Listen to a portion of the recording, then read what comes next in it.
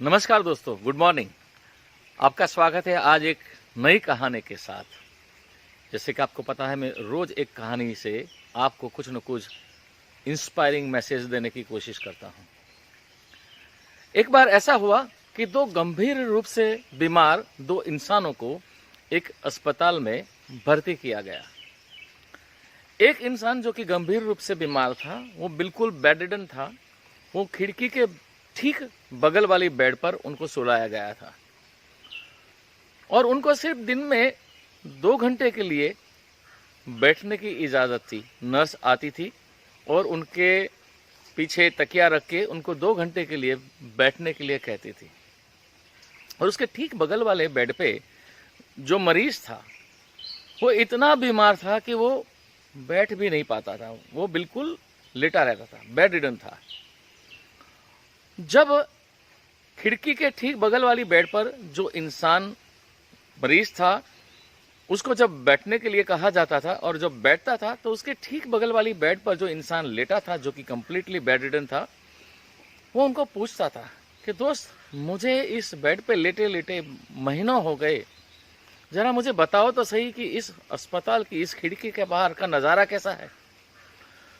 और वो इंसान उसे रोज तरह तरह की बातें सुनाता था कि सुंदर, बहुत बड़ा सुंदर नज़ारा है, पर्वत है, नदी है और नौजवान युवक युवतियां हाथों में हाथ डाले घूम रहे हैं, बहुत ही सुंदर नज़ारा है, ऐसा वो बोलता था। तो इस तरह से कई दिनों तक इसी तरह का क्रम चलता रहा।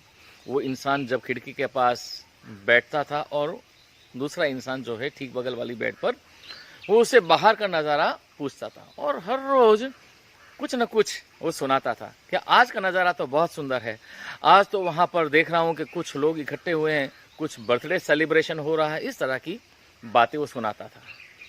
और एक दिन ऐसा हुआ कि जो खिड़की के पास वाली बेड पर जो इंसान है, उसकी मृत्यु हो गई।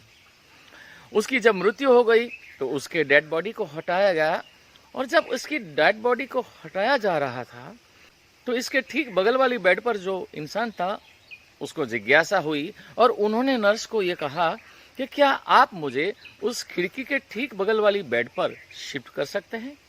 नर्स को उसमें कोई आपत्ति नहीं लगी, तो उनको खिड़की के ठीक बगल वाली बेड पर शिफ्ट किया गया। और अब इस इंसान की जो जिज्ञासा थी वो इतनी थी कि जो कंप्लीटली बेडरिडन था, वो किसी न किसी तरह प्रयास करके अपनी कोहनी के बल से अपने शरीर को थोड़ा ऊपर उठाया और खिड़की के बाहर देखा।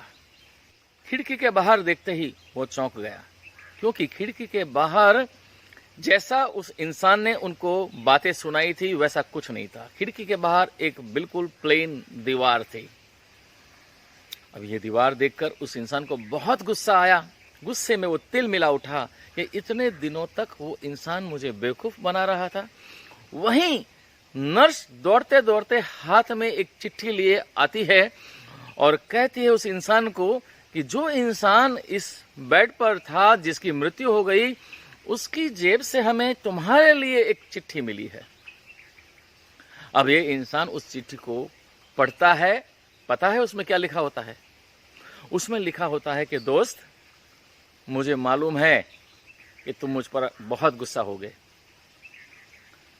दरअसल मैंने तुम्हें जो बातें सुनाई थी वो गलत थी, लेकिन एक बार मैंने डॉक्टर से ये सुना था।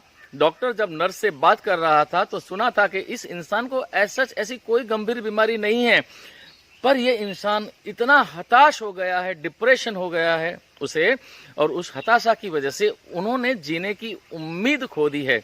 यदि कोई इंसान इसमें जीने की उम्मीद पैदा कर दे तो ये इंसान बच जाएगा।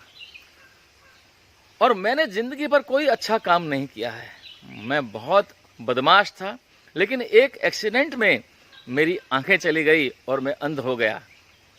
तो मैंने सोचा कि अब मैं तो इस दुनिया को नहीं देख सकता, लेकिन झूठ मूठ का नज़ारे की कहानी सुनाकर तुम्हारे अंदर जीने की उम्मीद तो पैदा कर सकता हूँ। और दोस्त, तुम भी यही काम करना। कुछ भी नहीं कर सको तो इतना ज़रूर करना कि तुम्हारे आसपास के लोगों में एक नई उम्मीद पैदा करना। और दोस्तों कहते हैं कि उम्मीद पे दुनिया कायम है। जिंदगी में उतार चढ़ाव, पेन, प्लेजर, सुख दुख आते रहते हैं, लेकिन कहीं ना कहीं हमें उम्मीद नहीं खोनी चाहिए कि आने वाला कल जो है हमेशा बेहतर होगा। धन्यवाद। आपको अगर ये स्टोरी अच्छी लगी हो, इसे लोगों के साथ शेयर करिए। शायद आपकी वजह से किसी के अंदर उम्मीद पैदा हो जाए। धन्यवाद। Thank you.